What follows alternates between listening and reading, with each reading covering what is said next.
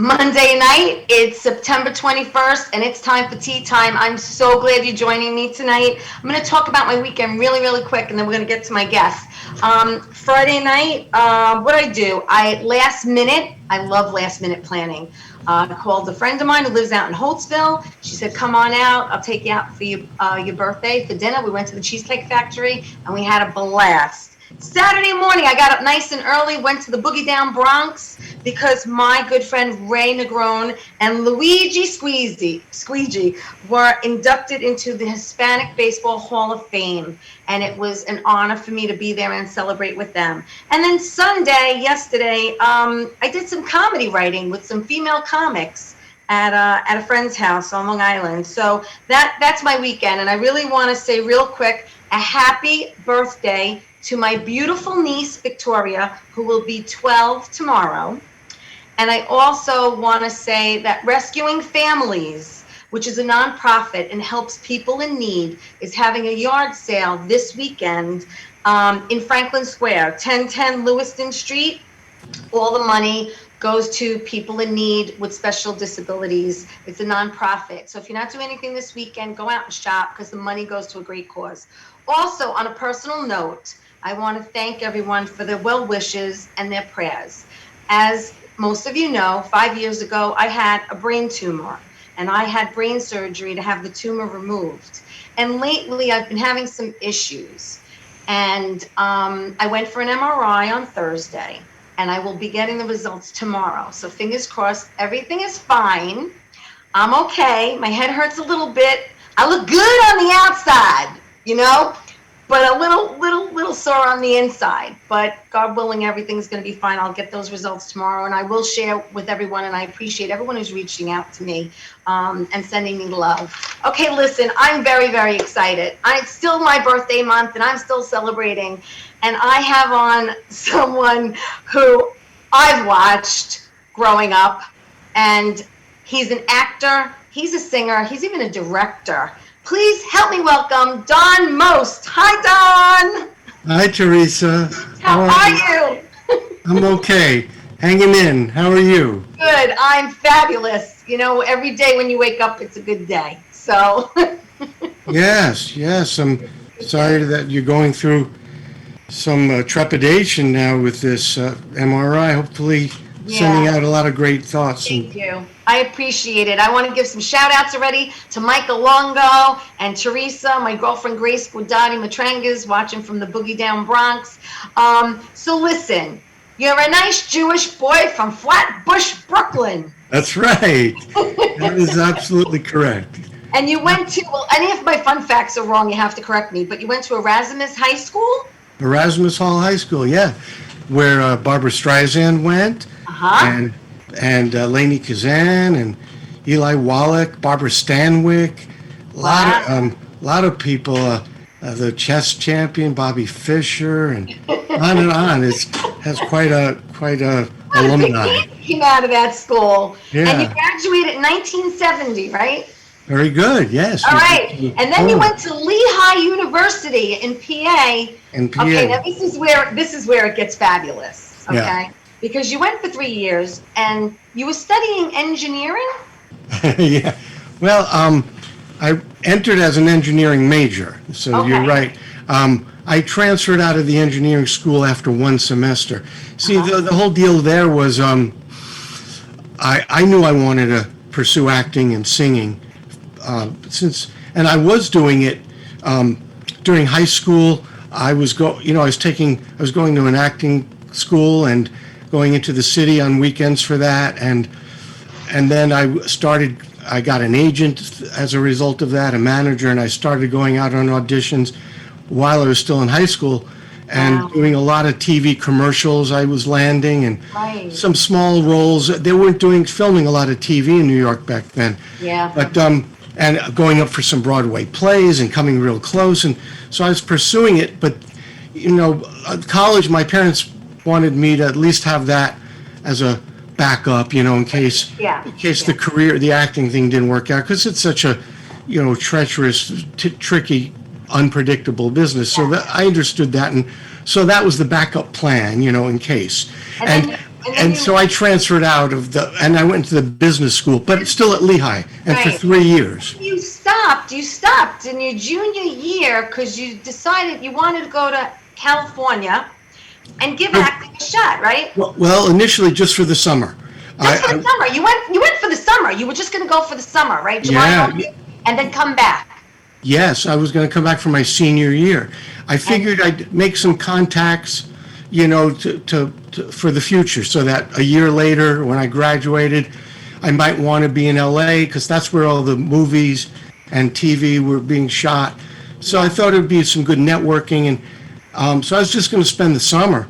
But You're just going to spend the summer, and then is it true? Is this true? Because it sounds like a fairy tale that you landed Happy Days as a third audition. The third audition you went out on? no, I don't know. Somebody else asked me that same question. I don't know why that rumor got out there. Or Someone put that somewhere it doesn't belong. yeah. No. What happened was it was maybe the third job I had. But what happened was I landed. I went out on some auditions and I landed a guest role on a show called Room 222. Oh, and, I love that show. And that was when I was in July or something when I got out there. And then I landed another one called Emergency on NBC. Yeah. But then, I was supposed to go. I actually flew back to New York, and I was all ready to go. My sister was getting married. I flew in for the wedding around Labor Day, and then I had a few days, and I was going to Lehigh to move into the apartment with a bunch of my friends who are Long Island guys, by the way. Wow. From West Hempstead and Malvern, my friends. But then at the wedding, my manager came up to me and said, I have to have a talk with you. The agent in California thinks, you got some momentum. You landed some parts pretty quickly. Yeah. Maybe you should think about taking 6 months off. You can go back to school, but keep the mojo going, Right. And I went, yes, that's what I'm doing. I didn't even have to think, Yeah. And so you moved to LA, and that was it.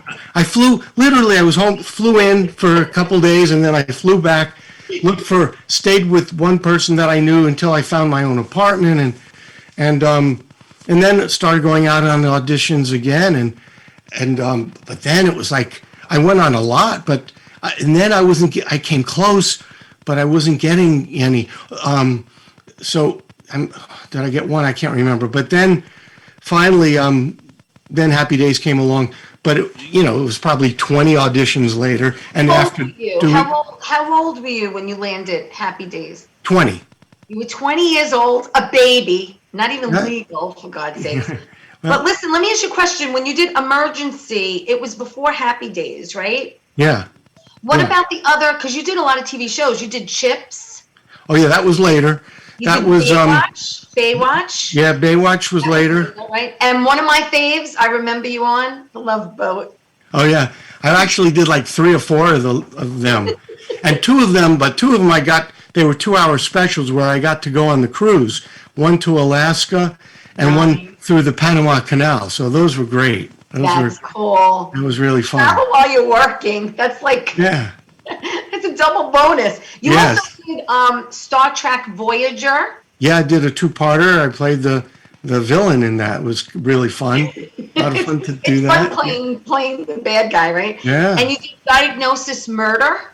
Yeah, I did Diagnosis Murder, maybe more than one. Yeah, and Murder, She Wrote, several of those. And you did Glee. Glee, I had a recurring role as the father to the character Emma, played by Jayma Mays. Right. So I did like 3 episodes. And then you were also in Charles in Charge. Yeah, I did a little cameo in that with Scott. And Scott was out doing that show. And a lot of other ones, a lot more there, Sliders and Men of a Certain Age. And, I can't even remember. Scott's originally from Brooklyn also, isn't he? Yeah, he's from the Bay Ridge area. Yeah. So you land on Happy Days. You're 20 years old. Right. And, I mean, how was that first day on set? Oh, God, it was very, very exciting, because we were shooting a pilot to begin with. And you don't know, the big gamble is whether it's going to is it going to get on the air? Back then, they made a lot of pilots, and only a small minority of them would actually get on the air as a series.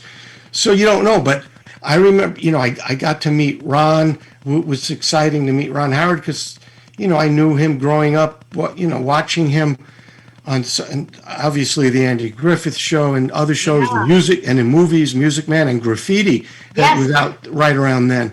And it was weird for me because, you see, we were about the same age, redhead, and when I was a kid, people used to call me Opie because they thought I looked like him back then. And there'd be people who would come up to me thinking I was maybe him. I mean, so for me then to all of a sudden now meet him and be working with him was very surreal, Wow. But then meeting everybody, and then when we started working, I was just, it was so exciting to me. Like, I'd done some other shows, by then I'd done 3 other shows in LA, 3 guest starring roles, and in New York, a lot of commercials and a couple of TV shows. But this was the first series, where I was going to be a regular, Right. and it could be, it was a very different kind of animal. And you knew you were going to have a job every week, which is if it sold, right. And then you have to wait to see if it's picked up again for the next season and the next season. Yeah. And the next season. Yeah, all of that. Happy Days actually ran 10 years. It ran from 74 to 84. Yeah, and it was actually 11 seasons because they came on as a mid-season replacement. So we wound up doing almost 2 seasons in 1 year, kind of. I did the first 7, and when my contract was up, I decided it was time to move on. I'd been playing this role for a long time, and it was actually that year after the 7th season, Ron Howard and I both did not return. And but then it ran 4 more years after that. Right. But you returned for the last season, didn't you return? Did you return? Yeah, there was a reunion show where Ron and I came. We visited. They had it in the storyline that we'd joined the army and we were in, I don't know, somewhere way far away in Europe somewhere, and we came in, for a visit, and so it was a really nice chance to get together again, have a little reunion. Well, my girlfriend Grace Guidotti Matranga wanted me to ask you, in the show, you guys were in a band, right? Richie was playing guitar, and Anson was the singer, and I was mainly on piano. There were some shows where I played sax. They had us switching around a little bit because. But I could play piano a little bit, so I was able to fake that pretty good. Okay. But yeah, so we had the band, and I had been singing, which I didn't mention, when I was 14, 15 years old. I was really pursuing singing first, and I was going to school for that in New York City, and I got picked to be part of this professional, part of a review of ages 7 of us, 14 to 16 years old. It was a review, and so I spent the summer in the Catskill Mountains performing. I heard you were a lifeguard up in Peekskill at Camp Floridan. Yeah. That's really good that you know that. Well, that was that was after that summer. So the summer that I was singing in the Catskill Mountains in all the hotels. Yeah. So I was actually, because you asked about gig. Not for nothing, that's a pretty cool gig too. It was, for 15, I was 14, 15.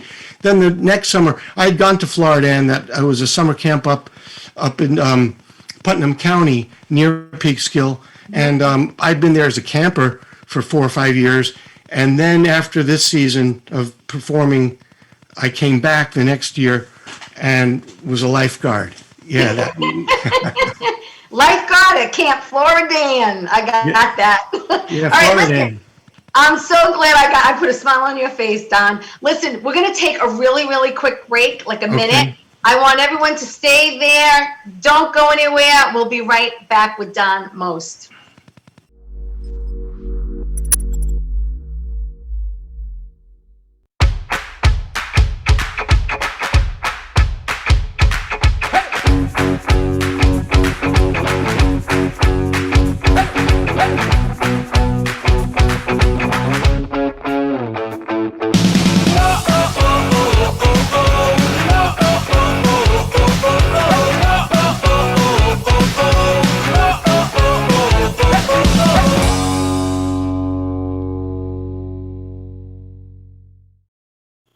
So where do you want to go tonight? Why don't we go to Posters? Oh, cool. I heard it's a great place. Let's check it out. Yeah, definitely. All right. Oh my God.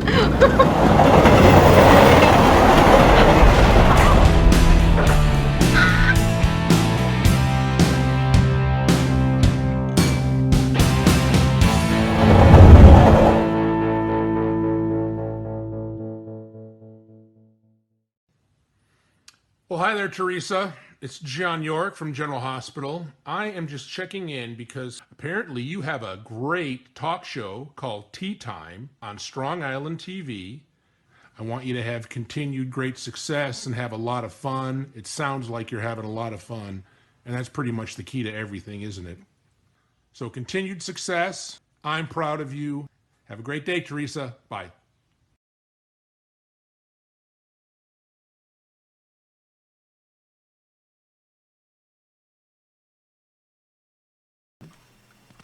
Hey everybody, welcome back to Tea Time. I'm so glad you're joining me tonight because I have a very special guest, Don Most, actor, singer, director, and very well known for Happy Days. And Don, I want to take this opportunity to again thank you on air for taking this 55 minutes of your time and joining me in my birthday month. My pleasure. Thank you. Happy birthday. Thank you. Thank you. This is one to remember because we all know that 2020 has been a really crappy year. And this definitely made my day. I also want to thank John York for that special message. John York is on General Hospital, and I want to thank him for the shout out. So we're back with Don. We have all these people watching. Please like the show and share it. Thank you to Lynette and Joe LaPerna and everybody watching. I really do appreciate you tuning in.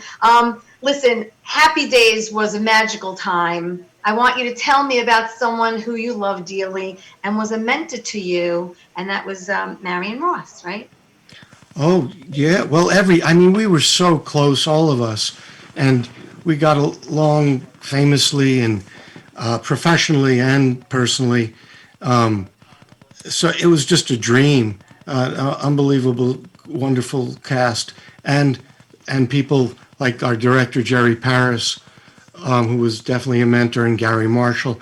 But yeah, Marion is just an incredible woman, just amazing. She was America's mom, right? Yeah, and a really an actress with a lot of range. You know, people will remember her also from Brooklyn Bridge, where she played a Polish Jewish woman, completely different. And I've seen her in many. We both love theater a lot, and so I went to see her in some of her theatrical performances, and so we support each other a lot. I actually even got to direct her, which was a joy. And first movie I directed, an independent film called The Last Best Sunday. Last Best Sunday, yes, and it won an award. Yeah, we won some award at festivals. Yeah, definitely. And she got to. I asked her to play this one role, and it was funny because she might have been busy, but she didn't read it for a while. And then finally, I called her. I said, "Look, Marion, I have to cast this. You know, so if you don't read it and tell me, somebody else is going to get to do this. You know, you should read." And then she read it, and she called up and she was crying. She goes, "Oh, I love the script. I love it. I want to do it." You know, so that was a great joy to be able to direct her in that. And just saw her. My wife and I went and visited with her a couple of weeks ago. We did our social distancing, and we brought in food and sat outside and had dinner with her. Nice. Well, I was going to ask you. You know, if you keep in touch with a lot of the cast, try to, you know, it's hard to get together with everyone. Everyone has such different things going on, but to like be in touch because it is like a second family. Yeah. Well, like I just saw Marion and Anson Williams, we're best friends, and we talk all the time. We see each other. We've gotten together during these times. You know, we'd go and have dinner outside and make sure we were safe. But we talk every week, you know, and I just relationship. It's beautiful. And I just talked to Ron. It had been a while because he's very busy, but I just was on the phone with Ron about a week ago. So we and Henry I need to get in touch with. We owe each other because I miss him, and so we got to get together soon. Yeah. Well, you had special guest stars. Well, back then they were newbies like Robin Williams and Tom Hanks. Yeah. And, Happy Days had, I think, 5 spin-offs. Laverne and Shirley and Mork and Mindy. And actually there was talk to have one with you and Anson, right? Yeah. As Ralph and Patsy. There was something that was going to... Yeah, it came very close. Yeah, we almost did it. The last minute ABC decided not to go for it, but I wasn't really upset. I actually wasn't sure I wanted to do that, and I was resisting doing that. And then the executive producers, kind of talked me into it, but I had trepidation about it because of.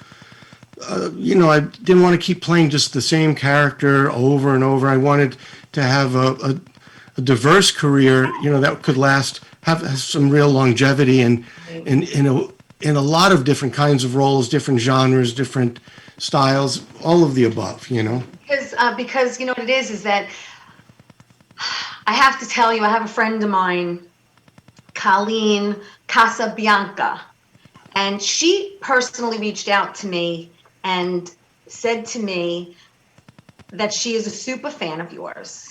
Oh. And that she wanted me to tell you that you got her through some unbearable moments in her childhood. Mm.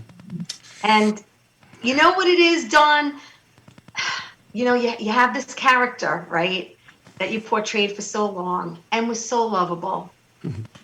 And I don't think, when you're in the moment acting and working, you don't realize how many lives you touch. Yes, it's true. And for her to reach out to me, because I said to her, I will relay that message to you, because it's special. And to know that you helped a young girl get through really tough times in her childhood, where she turned you on, not literally, but she turned you on and you took her away. Mm-hmm. An escape, a nice escape. Yeah, it's not funny. It's moving to me and humbling. But when I've gone to events, personal appearances where I get to meet a lot of fans over the years, and I would hear similar stories like that, to people coming up to me and telling me, they were going through a really tough time, and this was when they could laugh and forget. And it really hit me. Like you said, you don't have a sort of a concept of that. It's hard to comprehend that when you're shooting in your insulated sort of soundstage where you're shooting, and you can't fathom how many people are seeing it and under different circumstances, and until you get out there and actually meet people and hear these stories. So, I appreciate it so much, and I feel so grateful that I was in a position to have that kind of effect, a positive effect on so many people. You don't, like you said, you don't realize that when you're first doing it.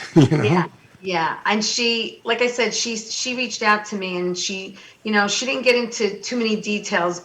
And I said, I have to say something to you, because it touched me for her to say something like that. Well, tell her that I thank her for sharing that, and so happy I was able to help her during those times, and I'm wishing her all the best. Thank you. I'm sure she appreciates it, and she's probably freaking out right now as you're saying that, because I know she's probably watching. You getting back to directing, you also directed the Last Best Sunday. Yeah, that was the movie that Marion. That you directed Marion in, and then you did Moolah. And that was with Treat Williams and Daniel Baldwin. Yeah, that was a fun project. Very different than the Last Best Sunday was a pretty heavy drama. Moolah was more of a comedy, kind of comedy drama, but definitely had a lot of comedy in it. And Daniel Baldwin is funny, is in it, great in it. William Mapother they play business partners. He's terrific. Treat plays a CEO of a big corporation. It's more of a supporting role, but he was fabulous in it. It was very Treat I fell in love with when I saw the movie Hair. Yeah, and Hair, that was the first time I remembered seeing him. Sure, he was great. So, I mean, it was great to get to direct him. And then I also had Shailene Woodley was in the movie, and she was 13 years old, hadn't done it. This was her first film, and I cast her. There were a lot of other girls up for the role, and I cast her. And she's gone on to do so many things. She's pretty big now. And so I was happy that I got to put her in her first film, and a lot of other wonderful people in that. Doug Hutchison was in the film, and Efrain Ramirez and Charlotte Ross, and I'm probably and Curtis Armstrong, who was great in it. It was a really great cast, funny film. People should check it out. It's on Amazon Prime. They could see it on that, and then there's and Last Best Sunday is on Tubi, and then I have some movies coming out that I know we're gonna talk about that, but real quick, The Great Buck Howard with John Malkovich. Yeah, that was fun. Yeah, I got to do a scene. My scene was with John Malkovich, and that was a rush. That was cool as hell. Colin Hanks was in the movie too. He was actually the star of the film. He had the bigger part. Well, no, John Malkovich was the star, but Colin Hanks had a big part in it, and a few other good. Emily Blunt was in it. It was a really nice film. I had two scenes, and one of them didn't really even get in the film, but there's one good scene with John that I was happy to do, really happy. And then Ed TV, that was directed by Ron. Yeah, Ron, that was crazy getting, after all those years, and then Ron now being this, big Hollywood director, one of the top A-list directors, and then he's directing Ed TV, and he called me. It was funny. It was right after I finished directing Last Best Sunday. Oh. I got the call. I think we hadn't started editing yet, and I had a little time, and he said, "I will have a part. I'd love for you to play." And so that was a blast. Isn't it nice when you get the phone call and you don't have to audition for anything? Yes, that's really very nice. And that was great. And great cast. I got to work. Most of my scenes were with Rob Reiner, and then Matthew McConaughey. But we were like talking to him on a conference call, so he wasn't really there. But a lot of great people. Woody Harrelson in that movie as well.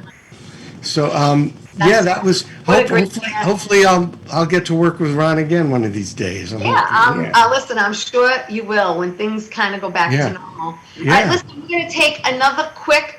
Hello, Kristen Tinsley, my girl. We're going to take another really quick break. Don't go away, everybody. We'll have more with Don Most.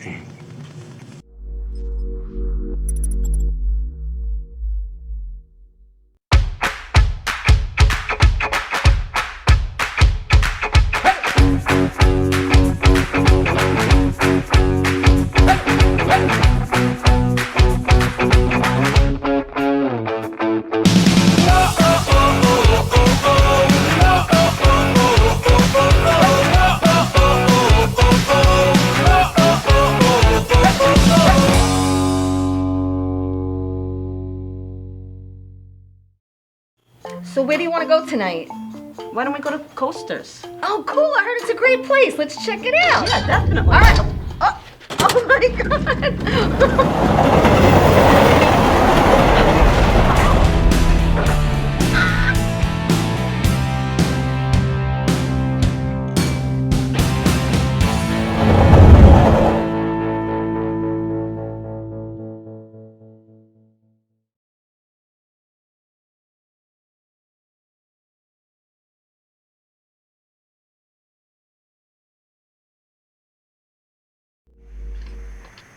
Hey everybody, welcome back to Tea Time. I'm so glad you're joining me. I'm still celebrating my birthday month, and look who's joining me tonight. Don Most, actor, singer, director. We talked about Happy Days and TV career, and we talked a little about movies. And I know, Don, that you did some voiceover work. You actually played yourself in Family Guy. Yeah, that was fun. My agent called me and said, Seth MacFarlane had called and that they were going to do this episode where they were going to have a little bit where where they were featuring me, and they said they'd love to have me come in and do my own voice, but they didn't know how I would take to the script, if I would appreciate the humor. So they said, we're going to do it, and if he doesn't want to do it, we'll get someone else, but we'd prefer it be Don. But then when I read it, I thought it was very funny bit. So I said, oh yeah, I'm doing it. So I went in and met Seth and it was a lot of fun. It was pretty quick, but I played myself in that one. People could check it out on YouTube or somewhere. Yeah. You did a lot of Saturday morning cartoons. You did Dungeons and Dragons. You did Teen Wolf. Do you like doing voiceover work? Yeah, I enjoyed it. I enjoyed it then, and I would enjoy doing it again. It's a little different kind of a thing, but I really got into it. It was like a little different part of your brain or something. Well, because a lot of people think it's very easy, and I know, and I was told it's not as easy as you think it is. Right? No, it's not. Never is. These things usually are harder than you. People make it look easy. The people who are really good at it, But it was fun. Yeah, and hopefully I'd like to do some more at some point. But I've been very busy until COVID hit.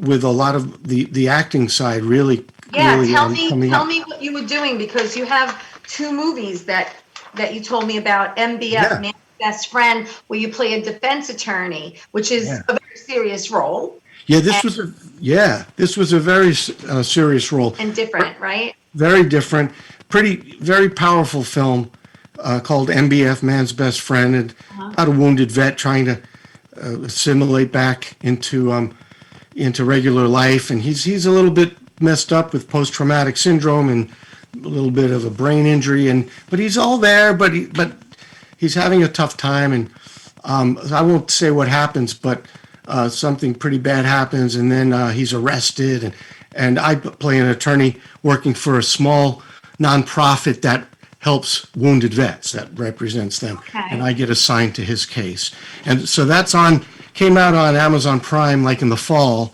of last year, late, and it's a really good film. So I was very happy to do it. And then what it led to, working with the same company, a Collective Development, they asked me to do another film with them called Lost Heart. And I'm very, very excited about this one. It's going to be, in this I play a small local pastor, at a little church, and it's a very it was a great script. It's a comedy drama. It's very funny, but it also has so much heart and so many things about it that are special. I read the script and I was very excited, and then we did the film and I was feeling even better when we were doing it, and now I actually got to see it, and the movie came out great, and they're going to have the company's having a world premiere of it on November 7th on Encourage TV. Anybody can subscribe to Encourage TV, and you can get it through all the different platforms. You have to subscribe, but there's no cost. And on November 7th, the company is going to show the movie to the world for free. And then, then it'll start. Yeah, people free. I know everyone loves that word.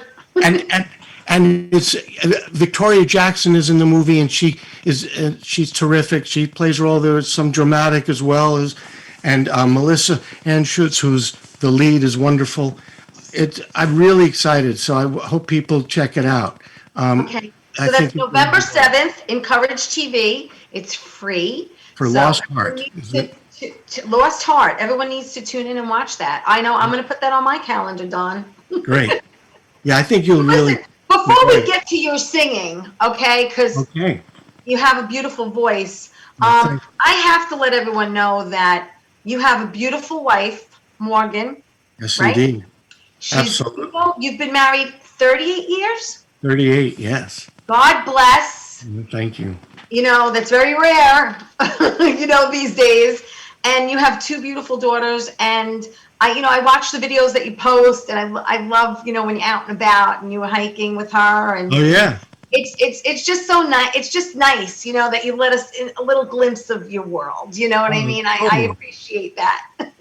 Oh, cool. I have to ask you, how did you guys meet? Because I'd love to hear a love story.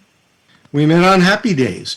It was the season that turned out to be my last season, and Morgan was a guest star on a couple of episodes. Uh-huh. So during the first episode, we met during the rehearsal and all that, and started talking. I mean, hit it So you off. were about, what, 27 when you met her? Yeah, I was about 26, 27 then when we met. Yeah, 20, 26. Yeah. And you kind of saw her and you were like, I think I want to talk to her. Oh yeah, I mean, she's beautiful, and then she was so nice and intelligent, and there was something about her that it was hard not to be enamored with Morgan. But Right. then we went out to dinner. I remember the night before, the night of the show, we would have before shooting.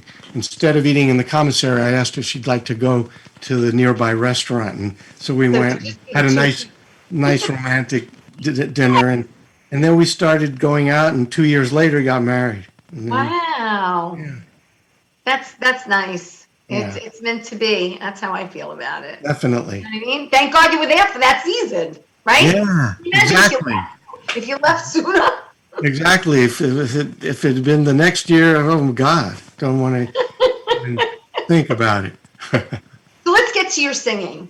Okay. Because a lot of people don't know you sing, but you actually do sing. Actually, you in the top 100 back in the day, you were number 97, and you sang "All Roads Lead Back to You" in 1976. Wow, yeah. It got in the top 40 actually back then. Yeah, like I said, I was singing. See, I always loved singing all the standards, the jazz standards and big band and Yeah. and the Great American Songbook and all that, and blues as well. But when I did the album back then, that music was looked upon as sort of like your parents' music. So the label didn't want me to do that style. They wanted me to do Because more. for someone who's very young at the time, it's like almost having like an old soul. You appreciate that genre where people your age at the time may not. Yeah, people thought I was my musical taste, even though I still loved all what was going on in the current scene, what we call classic rock now and all that. I mean, I loved that music too, but in my blood was this other kind from years before, and they thought it was a little strange that I liked all that music. But years later, they came around, But so the album was more sort of a pop rock album, not Well, when I I. listened to it today, and it was, it was 70-ish. You know what I mean? Yeah. I listened to it, and your vocals are great. I love your voice. Oh, but you have to hear my new Right, when you do more of a standard, and then the standards, which is that's more my wheelhouse, and then it makes your vocals shine. Yeah, because I have an album out called Mostly Swinging, and it swings. A great 18-piece, 17-piece band of top LA jazz guys. Oh, lovely. And some of the greatest songs, and it swings. So people could get that on iTunes or Amazon. And I was in the middle of doing another CD with a producer in Nashville, a guy named Tony Mantor. And this was a little different. We were still doing some jazz standards, but with a more contemporary feel, not the big band feel, a more contemporary jazz, and mixing in some cool songs from the 70s, but like R&B, like I did a Smokey Robinson, "Ooh Baby Baby," and a Bill Withers song, and so we're mixing in some other stuff in there, in the setting of a contemporary jazz, and it all kind of blends, and I'm really happy with it, but the way it was going. But then we had to postpone finishing it until we could all be together, because the studios shut down, and so I'm hoping this spring we're going to finish. Yeah, and what you had said that you actually performed Donnie Mo's song "Sings and Swings," and you recently performed, I don't know how long ago, Catalina's Jazz Club in Oh, Hollywood. yeah. And then you Yeah. went to Studio City, Vitello's Jazz. Yeah. And in New York, I performed at 54 Below like 4 or 5 times. And also the Iridium Jazz Club in New York, I've performed, and at the Cutting Room in New York. Ah, the Cutting Room. Yeah. And then the Metropolitan Cafe up on Upper East Side. I have some friends up there, so I went and performed there. So I'm looking forward to coming back to New York to do some more. But I'm yeah, looking forward to come and see you sing. yeah, you definitely have to come. Oh, I love it. I love this. I love that kind I of. tell you, I love that music too. When I was a kid, I remember going to see Tommy Dorsey, Oh, did you? and I loved it. I sat there in awe, and I was listening. I had my ears like hone in on each instrument, and it was just magical. Yeah. I mean, when you have a great big band and with great arrangements It's and nothing like a big band. oh, it's amazing. I love it. I just love it. And I get on a high with that band and I just ride it, feel like I'm riding a wave, you know. So definitely check out. I want you to get Mostly Swinging. You can I'm hear gonna it. get it. I then- am getting it. And then if you go on, I have some YouTube videos.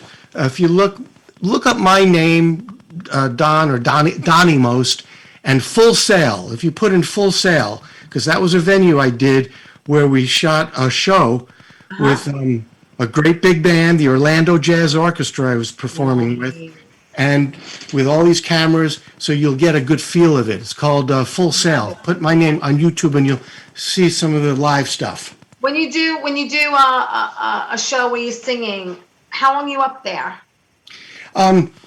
Depends. Some of them, you know, the longest one was a 2-hour show, you know, with a couple of breaks, but I'm up there usually like an hour 20 to an hour and 30, something like that. Wow, so that's a lot of songs. Yeah, I do a lot, probably sometimes over 20, you know, Yeah. it's, but What's I your love it. favorite song? What's your favorite song to sing? You know, that's a tough one. But I'm glad I asked. I mean, I love them all, but you see, the guy that was I love Sinatra and Dino and Nat King Cole and all the greats and some of the great female jazz vocalists like Ella and you know and Sarah Vaughan and all of them. But my main guy, and I saw him at the Copacabana when I was 18. Wow. And I first saw him in a movie when I was 11, and he was my guy, was Bobby Darin. Bobby Darin. And he could sing that stuff as good as any of them. And I saw him at the Copa twice. And so I've been singing it since, you know, in my living room to that record over and over. And I usually close with Mac the Knife because I have to. Yep. That's awesome. That is incredible. Yeah, he was amazing. I watched the movie that about him that Kevin. Beyond the Sea.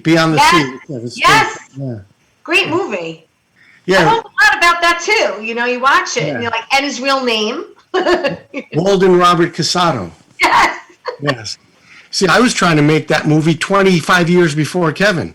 Really? Yeah, I was at Paramount Studios with Happy Days, and then when I knew I was starting to think about projects, you know, that I could get going, and Bobby died, you know, so prematurely. It was 1973. He was 37 years old. Very So young. now it's like 2-3 years later, and I started thinking about a movie about Bobby, and then I got to meet the guy who was his manager, Steve Blauner, who was played by John Goodman in Kevin's movie, and I got to know Steven really well, and we got to pitch.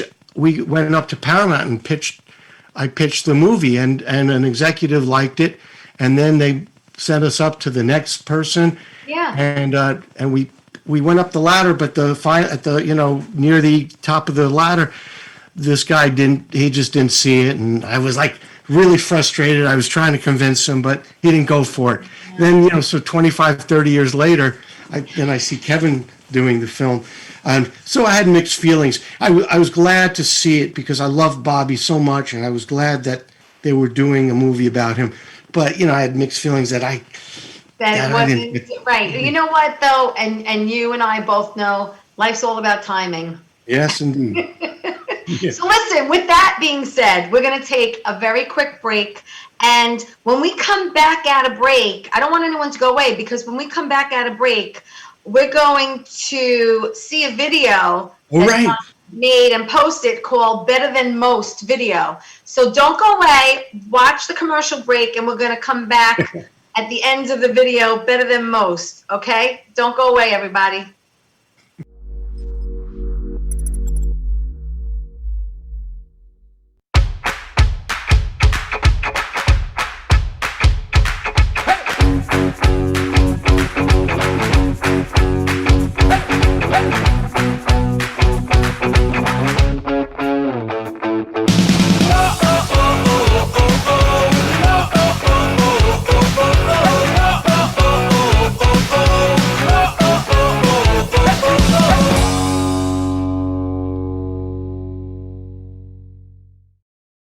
So where do you want to go tonight? Why don't we go to Coasters? Oh, cool. I heard it's a great place. Let's check it out. Yeah, definitely. All right. Oh my God.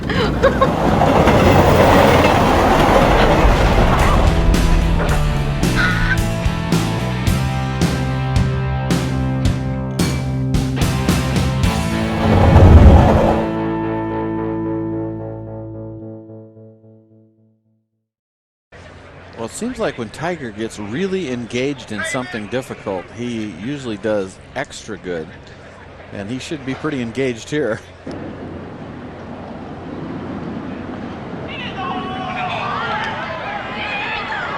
Johnny, that's better than most. How about in? That is better than most. Better than most!